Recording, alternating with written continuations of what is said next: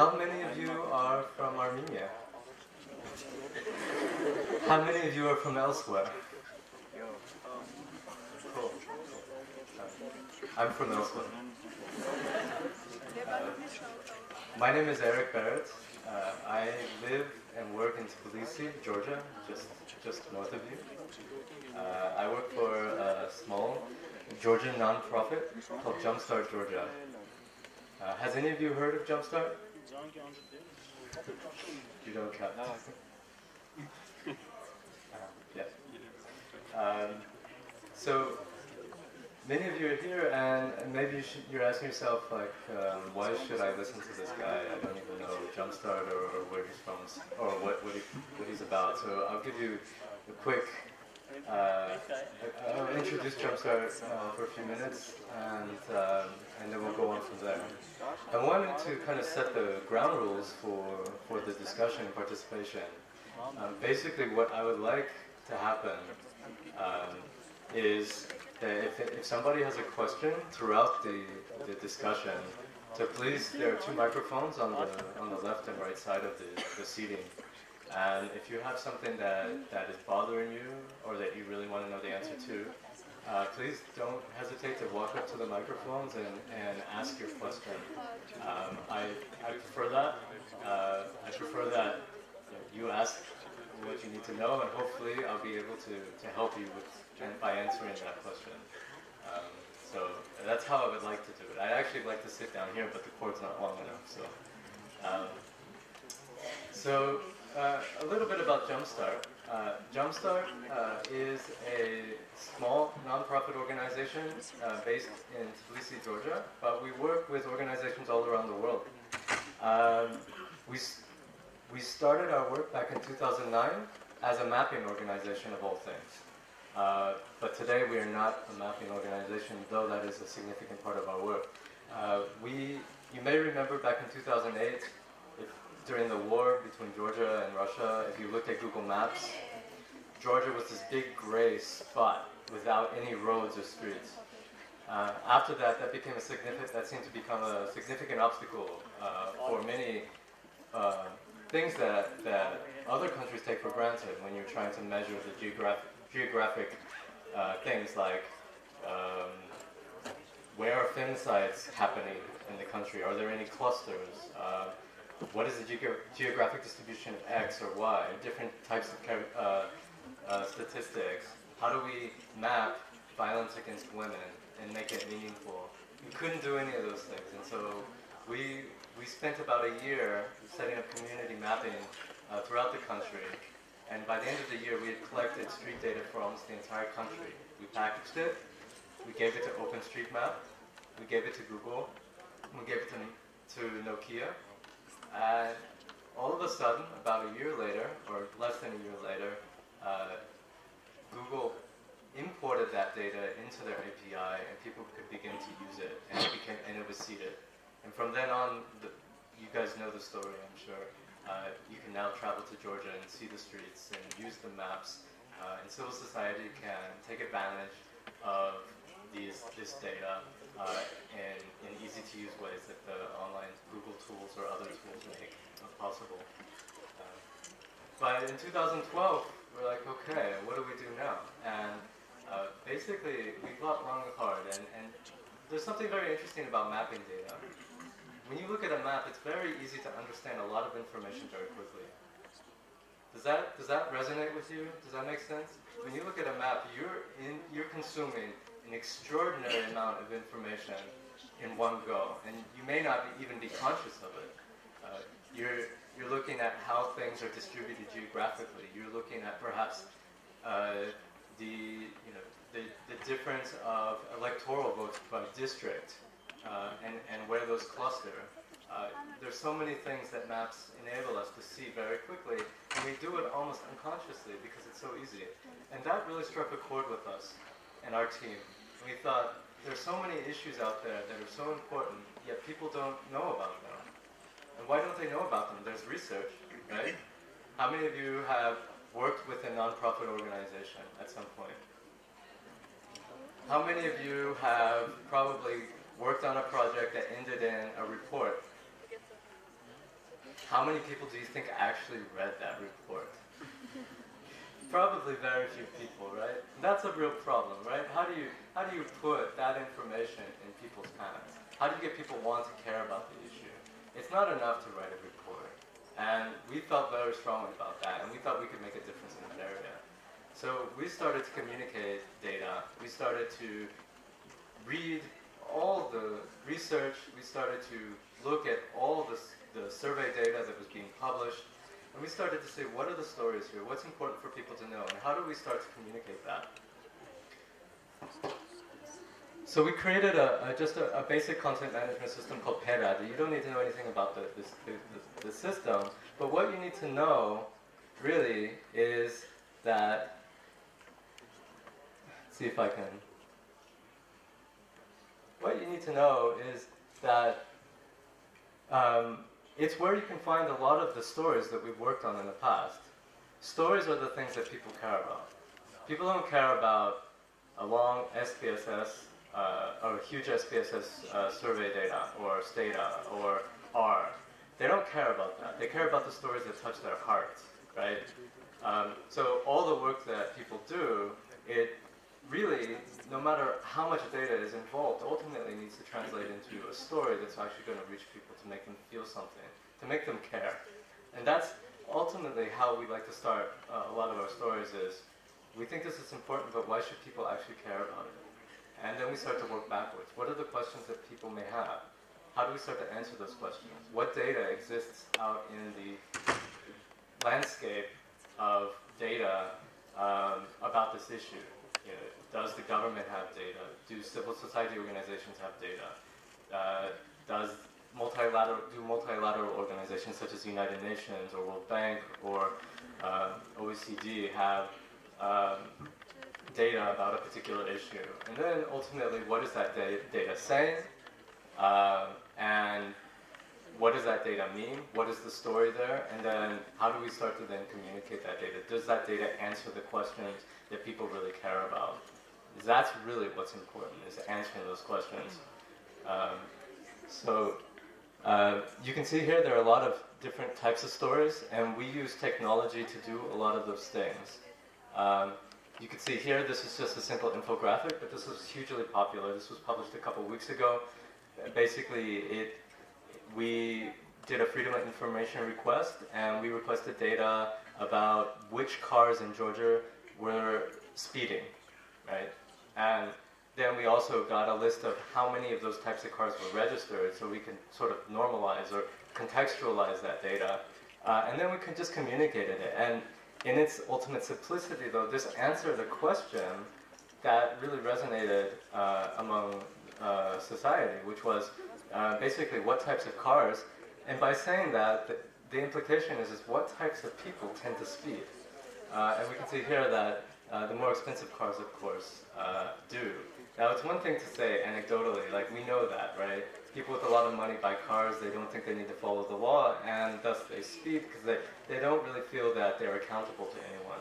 They don't really care about the safety of those around them. Now, these, of course, these are sentiments. These are sentiments that we found pervasive in society, but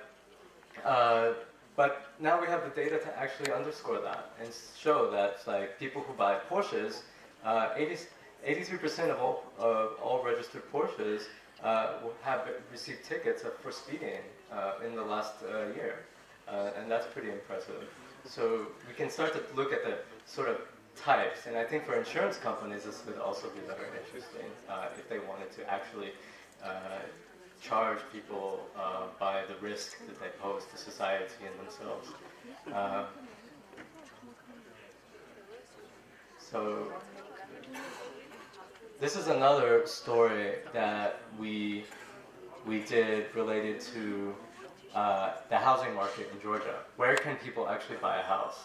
And you know, this also had to deal with banks. You know, banks' lending practices. For example, banks in Georgia will not give out loans longer than 15 years. Period.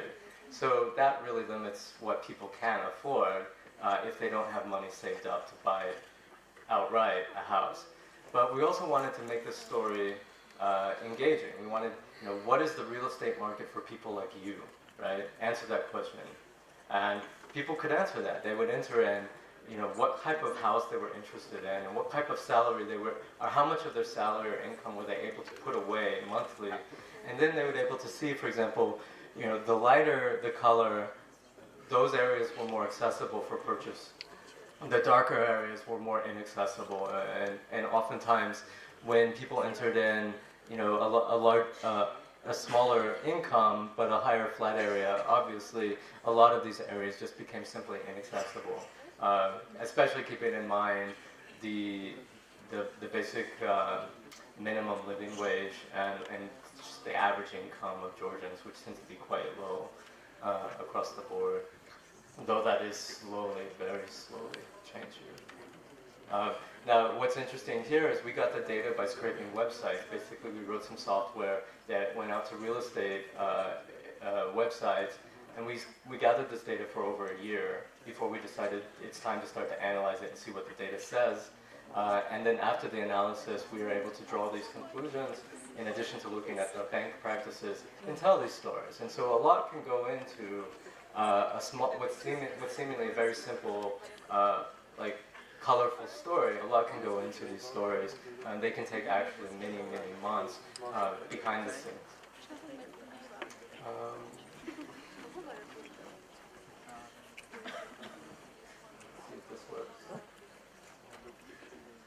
This is another story. It's an ongoing story, but this may resonate, I think, among the Armenian population. It's like the number of soldiers that die, and who are they, and what are the statistics. And this is something that we maintain actively. This is a nice and easy way to interface with the data. We can see who are these who are the people that are giving their lives for their country, and then the society can start to ask whether or not is it worth it. Is the cost worth the return, worth what we're getting for that cost? And that's an important, I think, question for society to ask and constantly be asking is it worth it? Is the cost in human life worth it? And so you can click here and start to create subgroups, but we can see right away, quickly, what stands out most is the younger conscripts are a lot more likely and do more often die. They're the most at risk, which, of course, for most of us, I think, confirms what we already believe, but the data actually underscores that and really brings that home, that this is indeed the case.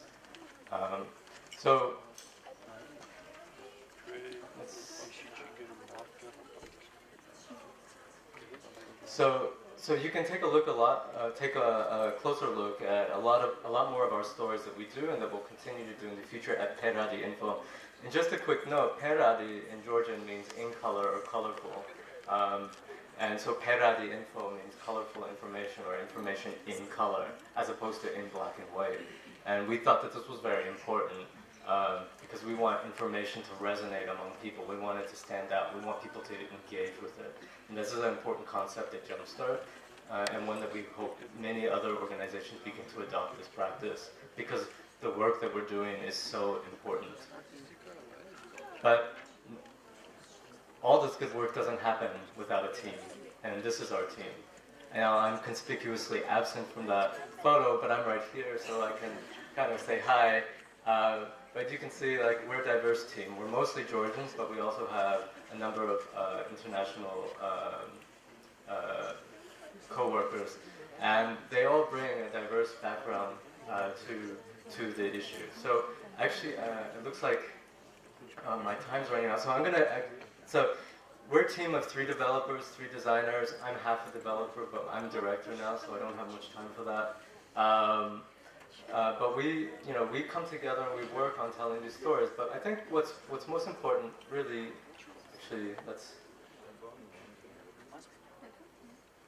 was where is the process? And this really presentation is about the first element, the data. Where do we get the data? And so this goes back to the namesake of this presentation, which is Xtraktr. And what is Xtraktr? And in doing these stories, which are so important, one of the biggest obstacles is finding actual data about the issues that matter. Whether it be economic issues, whether it be what do people care about the most right now, for example, polling or surveys. it's important that we understand the trends that are happening in society and how those trends are distributed or differ from region to region or from characteristic to characteristic. For example, is there a difference between young people and older people, what they believe or what they're interested in? Is there a difference from region to region? How do things differ, and how do we get to understand these things? But then, how do we communicate that to the public or to different audiences? And so that brings us to Xtraktr. And one of the things we kept finding over and over and over again is that the data was there, but nobody knew about it because it was inside somebody's desk collecting dust. And this was a huge problem. We would do a story, and then 12 months later, we'd find out that somebody had a very rich data set, a survey that they had conducted about that issue, for example, violence against women, or LGBT issues, that would have been very helpful at the time we did the story. And we were quite frustrated with this, and we started to see a pattern. But this pattern wasn't limited to just local NGOs. They're pervasive among multilateral organizations, NGOs, public sector, and we started to think like we need to change this because public discourse should be fact-based, should be evidence-based. We shouldn't be saying, I believe this, therefore it should be so. We should be saying, well, this is what is indeed happening. Let's have a discussion about it. And then, yes, maybe the conclusions you draw might be different, but I think it's important to have a starting point of what is the state of things related to an issue. And that's what we were seeking. And so Xtraktr is a tool, it's an open source software tool that allows us to make this type of data, survey data, accessible. So let me just go back to my notes so I don't forget anything. So what we're trying to do in Georgia, but also beyond Georgia, is change what we consider to be the report culture.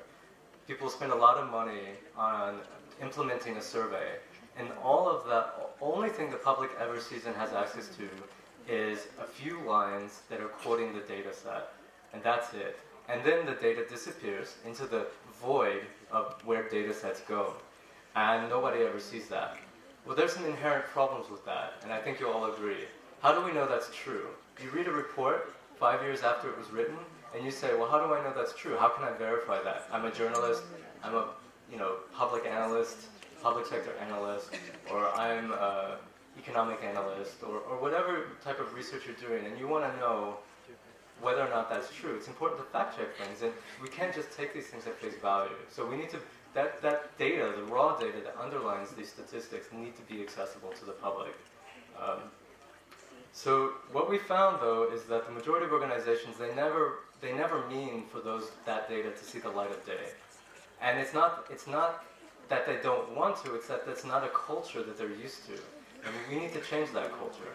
But before we can change that, we need to create tools that make that transition easier. And Xtraktr is an attempt to do that. So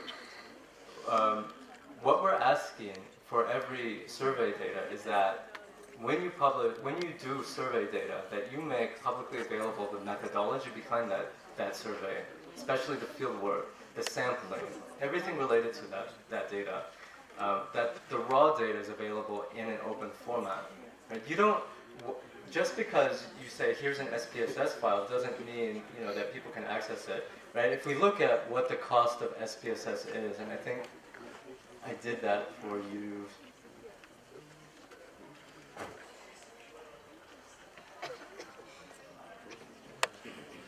Here, and we can see that for like a 12-month license that has the full packaging, you're going to spend about $8,000 for support for a year in addition to the software, and that just seems ridiculous to me. And other similar software is out there, and it's really unfortunate. So Xtraktr solves that problem by making it easy for people to upload SPSS or state or any other kind of data and make that available to the public. But it also, it's not like saying, this should be, this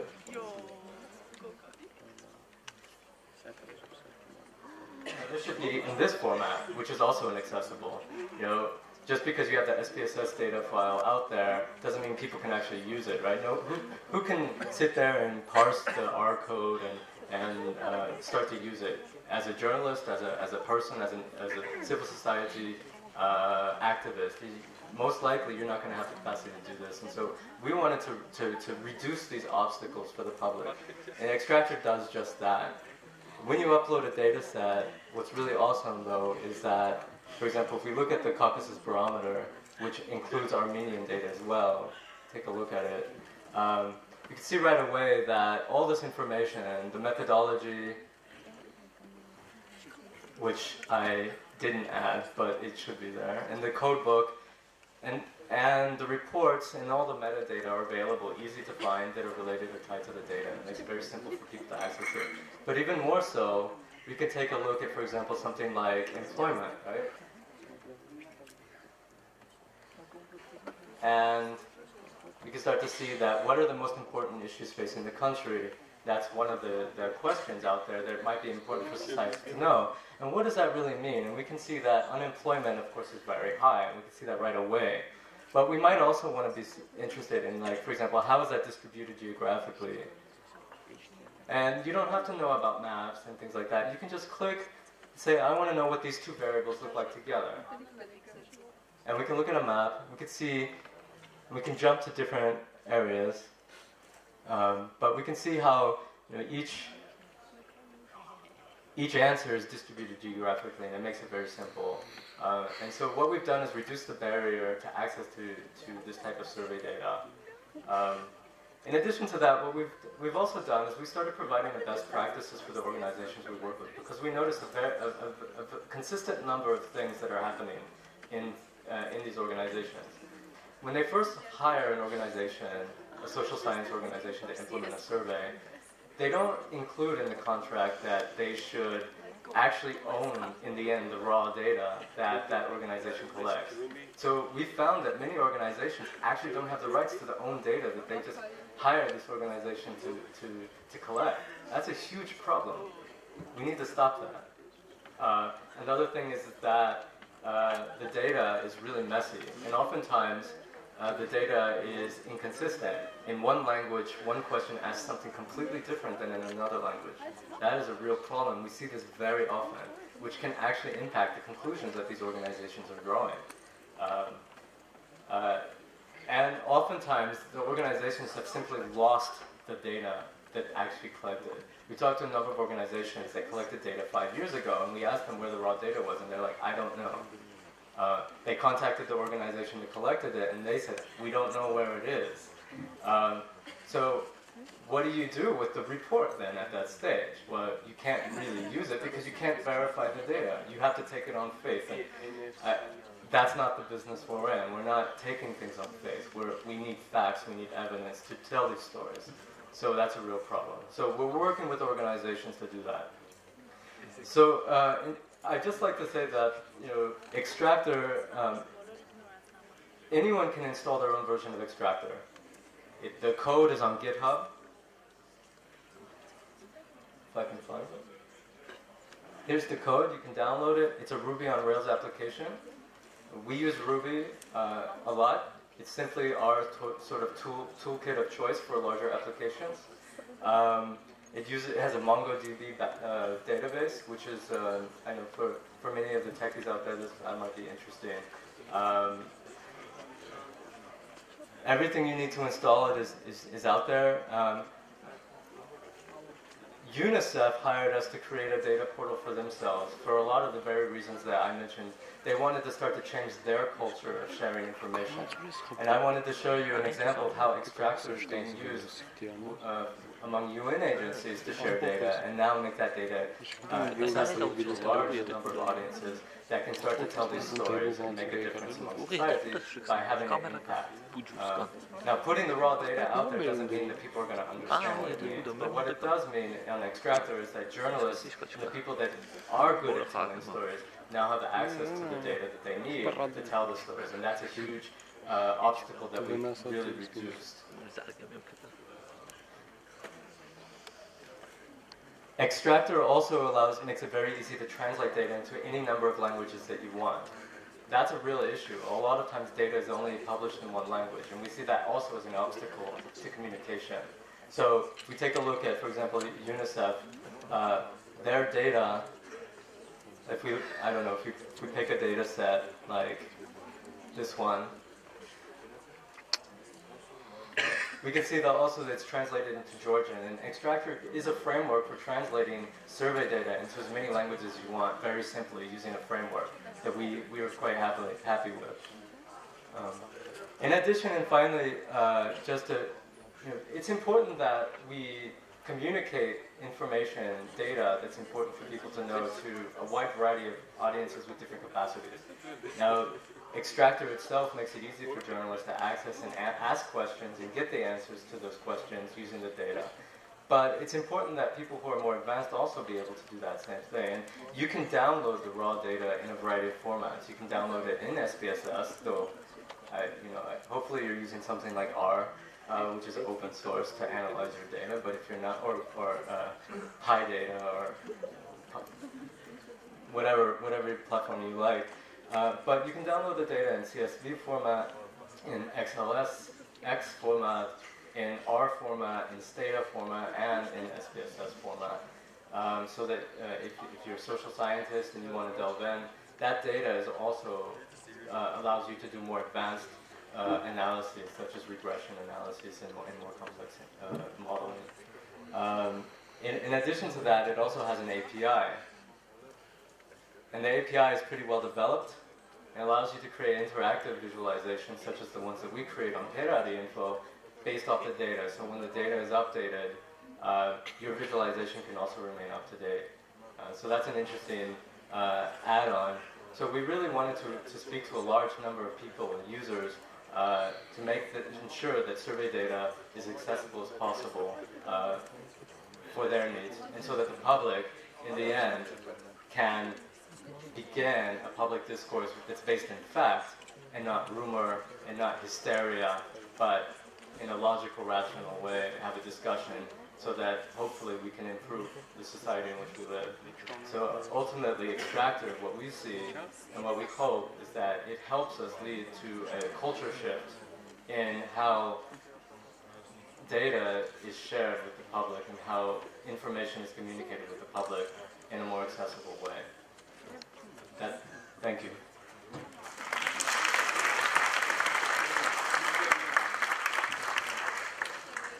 If there are any questions, there's a microphone so everyone can hear the question, or you can... Okay.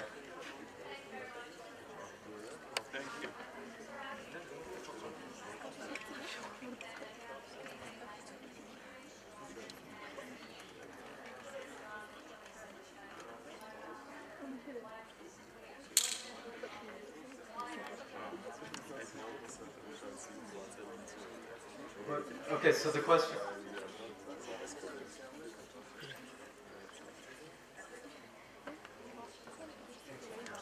Okay, I was told that my time was over, and then I was just told that I actually have 30 more additional minutes. But actually, maybe this might be a good segue into just a discussion about all these issues. And keep in mind, like if you have questions about the actual tech that we use, feel free to ask, because I'd be very happy to discuss the underlying tech that we use to build Xtraktr, and any questions you have related to, let's say, the statistics or the code or the visualization libraries that we use to do that. As for the question is how did we choose? So the Info, if we go back to Info. Oh, that's Xtraktr. Info, you can see here that you can switch between English, Georgian, and Armenian. Why did we choose those, and how do we choose which languages to communicate to? Well, it really depends. Not all the stories are translated into Armenian, and that's we do what we can with the resources we have. Again, we're a non-profit organization, so we don't always have resources to communicate to all the languages. You may see Russian missing, and we would of course like to translate a lot of the content into Russian, but we just never really had the resources to do that. Why is that? Why don't we have the time and resources? Well, everything here is built to be rendered in different languages, but each additional language has its own series of headaches. For example, Georgian script language is always about twice as long as the same thing you might say in English. And Armenian is also quite similar, though it's a little bit closer to English in terms of length. But what that means is that the design time needed to account for these changes can accumulate, can be quite considerable. So we have to pick and choose what we have time for. But ultimately, really, it depends also on our target audiences. And we do see a lot of shortcomings here. Like, we would definitely like to do more in Russian, especially some of our stories related between Georgia and Russia. But again, that really is limited by our staff resources, how much time we can spend on a story. I hope that answers your question. You're welcome. Are there any other questions out there?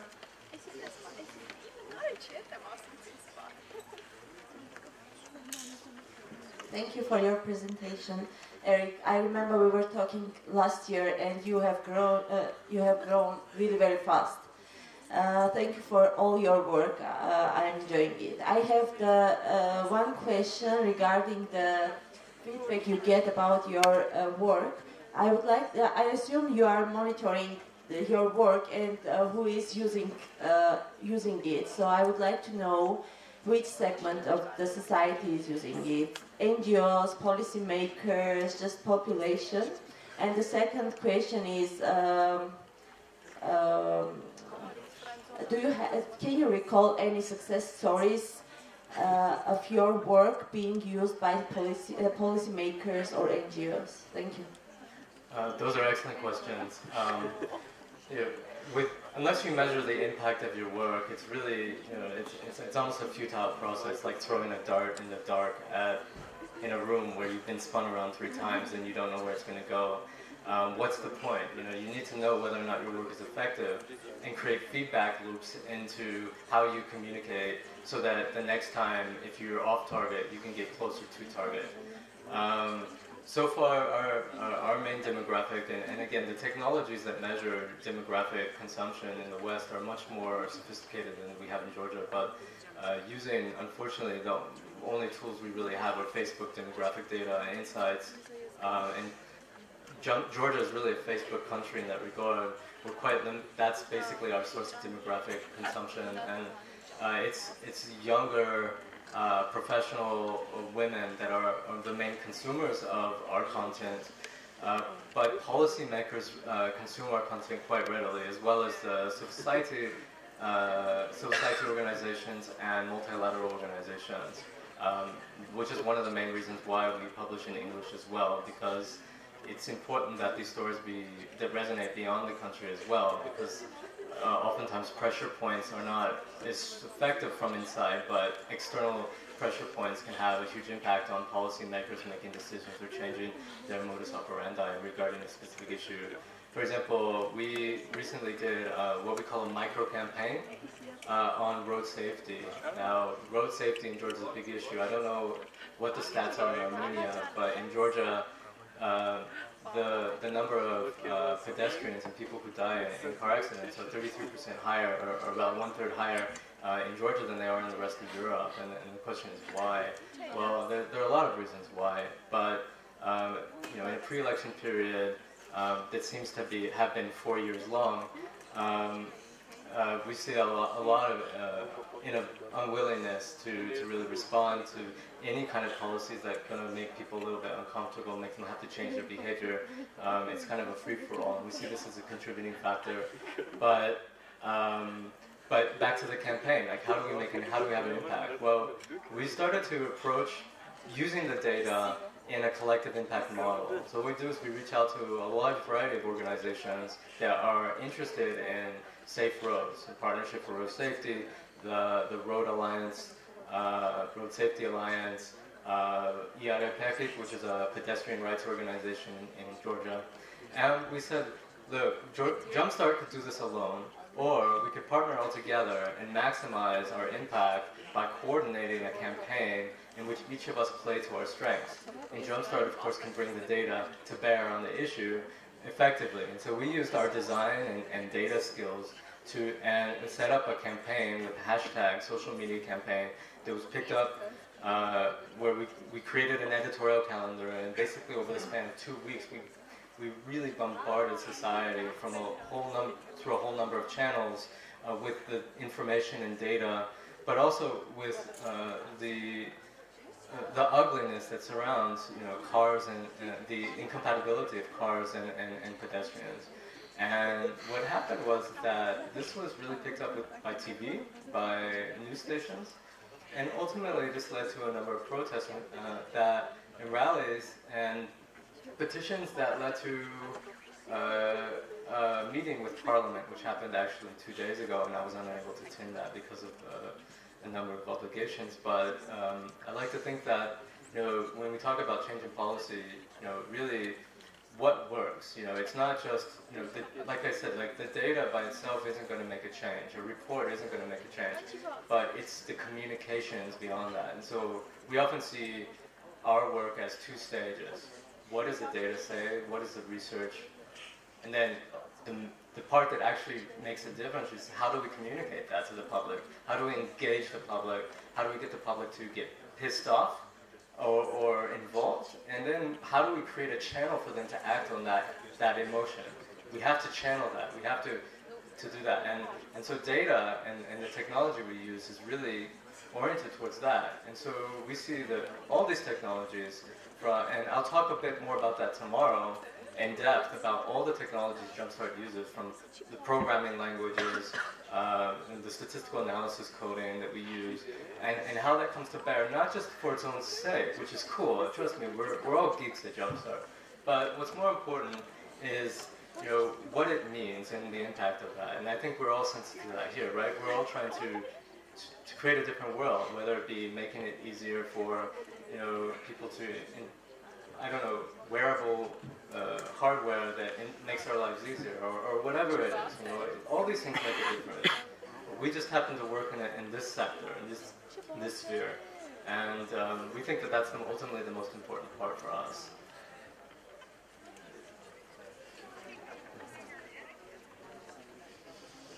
So, are there any additional questions? Okay, here. Thank you for a great presentation. My question was about local data. What percentage of your projects are based on Georgian data that doesn't come from international reports? It comes from freedom of information law or whatever. Because my understanding is that Georgia, despite being a neighbor of Armenia, is light years ahead of freedom of information. I have been involved in projects here where we've done requests for freedom of information, but the results we get are not very good. So if you can just tell a quick story about the evolution of the freedom of information in Georgia. Well, okay. So I think that's a great question. Ultimately, everything starts with what is the data landscape when we're looking at an issue, right? What data exists? And you often don't know what that is. The question was about freedom of information requests, and if that's not clear what that is, what that means is that many governments actually have laws indicating how people can what information people have the right to ask from their government and how they should receive that, and the rules that are related to that. So that's freedom of information. And some countries have very good laws, and some countries have really non-existent laws actually related to that. In addition to that, some countries have really good laws, but the actual implementation of those laws or execution of those laws suck. So you really face a variety of situations, country by country. And if you want to know more about that, I really, I think it's a good idea that you might get involved with open government projects around the world. But in Georgia, fortunately, we have a really good law. Well, it's part of the administrative code right now, though a law has been proposed by civil society through the Open Government Partnership for government to adopt an actual law that dictates what data is public and how they should get it. But currently, the administrative code is really, really good. For example, the law dictates that what is public and what isn't, though we don't always agree with that. Just because it's a law doesn't mean it's a good law. And then it also indicates what time frame we can expect that data. So by law, Georgian public agencies are required to respond to a freedom of information request within 10 business days, and that's a pretty good time. Ideally, they should respond as soon as they can. So the 10 days is really just the maximum. But we see that lately, our experience is that tends to be the case where we get a response in 10 days. Like, they wait for the 10 days and then they respond, which can be a little frustrating when you're trying to work on a story that's highly relevant now and you want to get that out. One thing we have noticed is that the laws, oftentimes the freedom of information requests are inconsistent. Sometimes we'll get information, like we did a couple of years ago. We request information and we request the same thing, and it's a little bit more difficult now to get it than it was before. And there might be a number of reasons why that is. We don't always know what those are, but from our perspective, it is a little frustrating. But in general, I would say that access to information is good.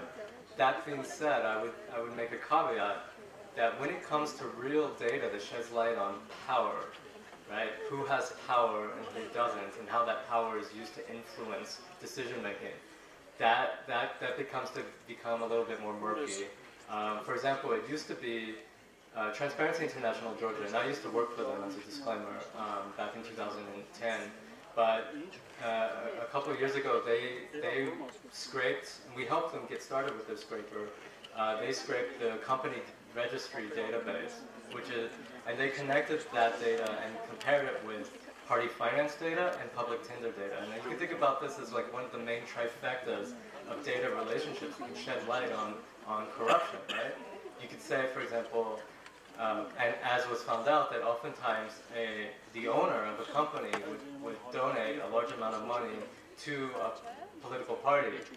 And of course that political party was the ruling party. And then the ruling party would then, for some reason, a day later after the donation, a public tender was announced, and then the company that was related to the donor of that money to that party received or won the public tender. And some of these happened within a day or two or three. So the access to the data was crucial to be able to identify what we consider not actual corruption, because we can't always say that it is corrupt, but definitely very high risk of corruption happening, and the ability to then start to investigate that. So what happened is then the National Public Registry made it impossible to scrape the company data. And so right now, as it stands, the data is complete as of 2 years ago, and we don't have the more complete, modern, comprehensive, and up-to-date data set.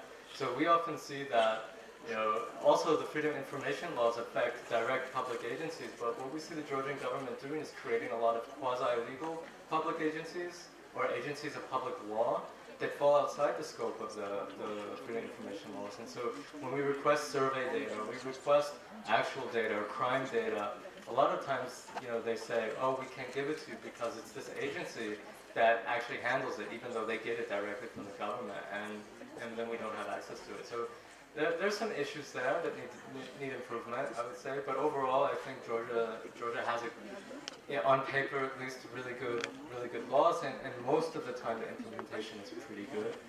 But there's room for improvement. Does that answer the question? It's pretty comprehensive, I guess. Answer.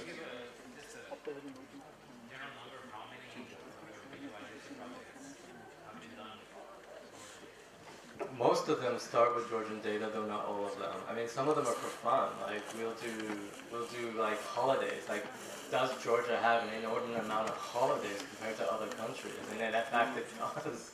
Whereas the U.S., for example, has very, by law, no holidays for people to benefit from.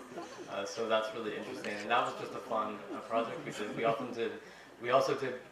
But most of them are, for example, like we did a project for fun also, because not everything has to be serious. And if you communicate only very intensely negative stories, people will stop to read your stories, right? They get fatigued. So you have to mix up your stories. You have to mix up your messaging so that people stay hooked and interested in your work. But one of the cool things we did was Masha Sarame. see if it works. This was fun. This was based off public data. This was based off voter list data. And what it basically did, I'll switch to English.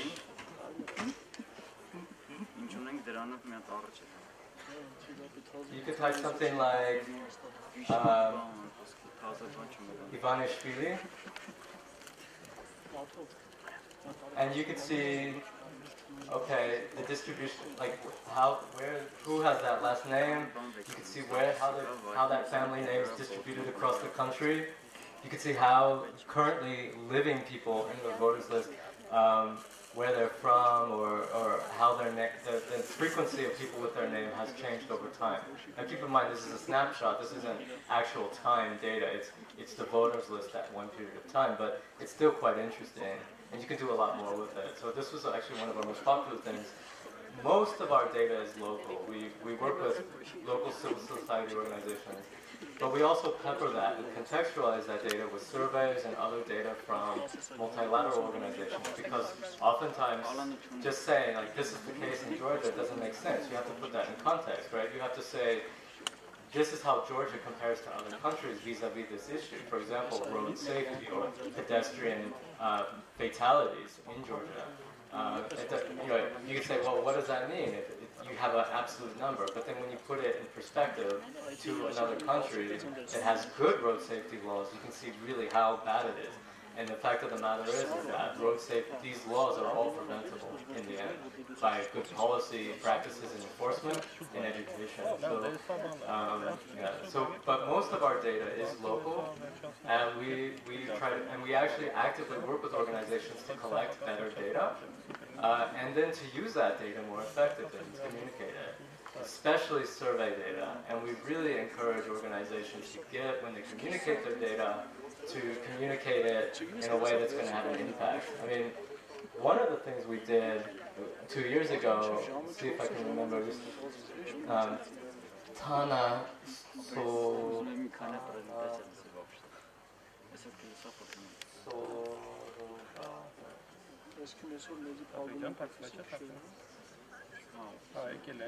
this is even working. If it's not, that's okay. I'll just describe what it's supposed to do. Tanastorova means equality in Georgia, and basically this was a project we did about gender equality. And we worked with human rights organizations to collect data. It wasn't the most streamlined project, but one of the things we did was ultimately with that data, we turned it into an actual video game that allowed people to play and basically enact the wage gap between men and women in the labor market in Georgia. Because basically, on average, Georgian women make 39% less than men across the country. Now, of course, if you delve into sector by sector, it's going to vary, but on average, it's pretty damn high. Excuse my language.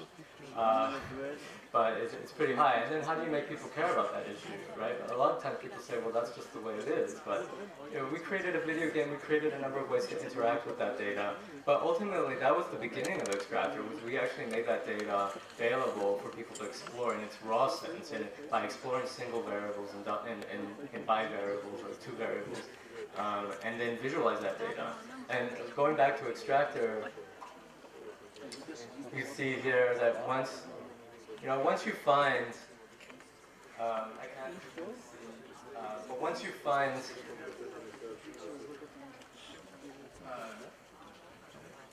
a visualization that you like, you can export it in a variety of also formats in SVGs, such as, say, you can modify it for a report in your Adobe Illustrator or Inkscape,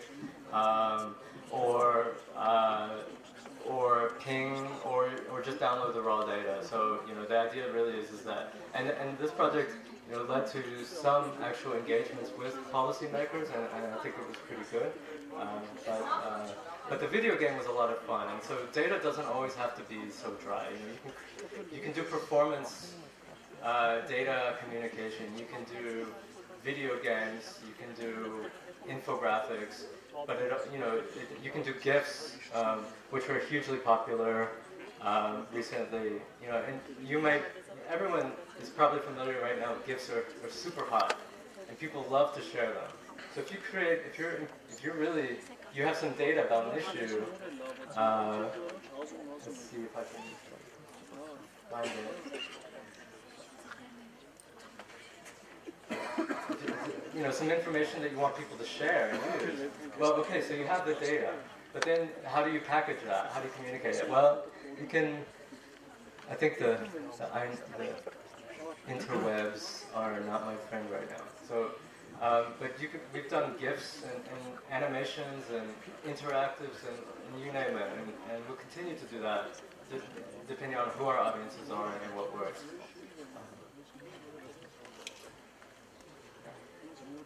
Any other questions?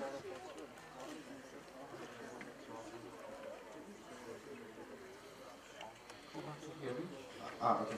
I heard that you mentioned that corruption is a factor that makes a negative impact on getting the right data.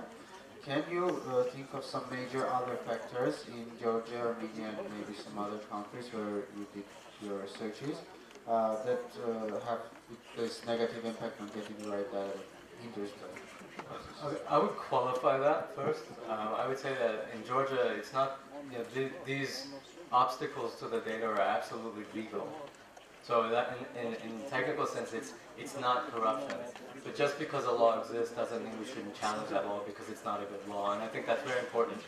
We often fall back on legal structures as like, okay, this is the way things are or ought to be. But legal structures are made by us, and we can change them for the better. And I think it's important to do so. So right now, Jumpstart and many other organizations are advocating for improved proof laws that reduce the obstacles to the data that matters. And what data matters, you don't always know in advance. So one of the things we're promoting is, instead of saying that data should be, data is closed, but we'll release some data, we actually want the inverse of that. We want data, all data should be open, unless explicitly stated for a good reason why it shouldn't be. That way it's very clear that all data is public unless otherwise specified.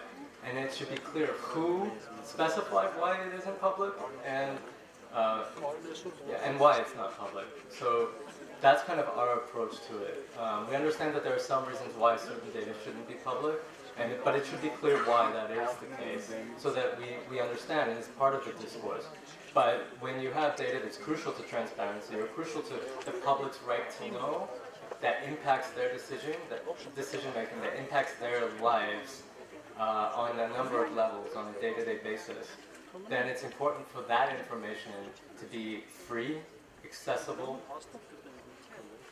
machine-readable, which means able to be analyzed in an easier way, up-to-date, comprehensive, and also online, so that we don't have to ask for it. It's there by default. So that's, in a nutshell, kind of what we espouse. There are other countries that have different approaches. For example, we scrape data, and in Georgia, scraping data is legal. But in other countries, such as Latvia, you can't scrape data. It's illegal to write code that accesses public agency websites. Right? That's a law. It's illegal. You can be arrested. Those are the rules. Doesn't make them good rules, but those are the rules. So you need to, so that is an obstacle.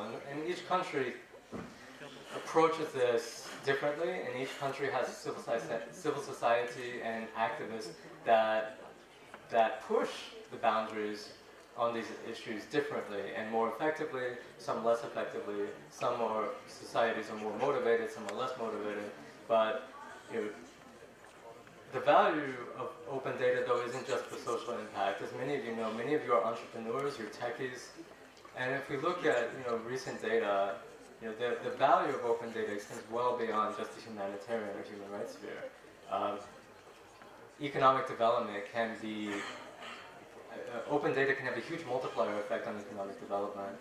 In the US, open data accounts for trillions of dollars. Maybe that might sound crazy, but you'd be surprised what is open in the US and how people are leveraging that data. You can also look at companies that use open data, such as Mapbox. They use OpenStreetMap data, but there are also weather stations. All that meteorological data is open for the taking. If a company wants it, they can translate that and repackage it into their specific target audience's use, and they make millions of dollars in profit every year on that. So you think about that, you think about the impact of open data and why it matters. It's not just a human rights issue, though that's kind of also really what gets us up in the morning. but it's also just the larger impact on society when the data that the government has and maintains in the course of its day-to-day doing business is accessible to the public, we all win because we don't get double taxed for it, we don't have to repay for it, and we can all take what is rightfully ours because we're paying for it through our taxes anyway, and we can take that and translate it into ventures and ideas that the government really hasn't thought of because it's not its domain to think of. It's not its purpose to think of those things. But it is ours, and we can benefit from that. And I think that's a really also good point, is why should this data be available? And of course that includes survey data, and that includes why Xtraktr is so important. So.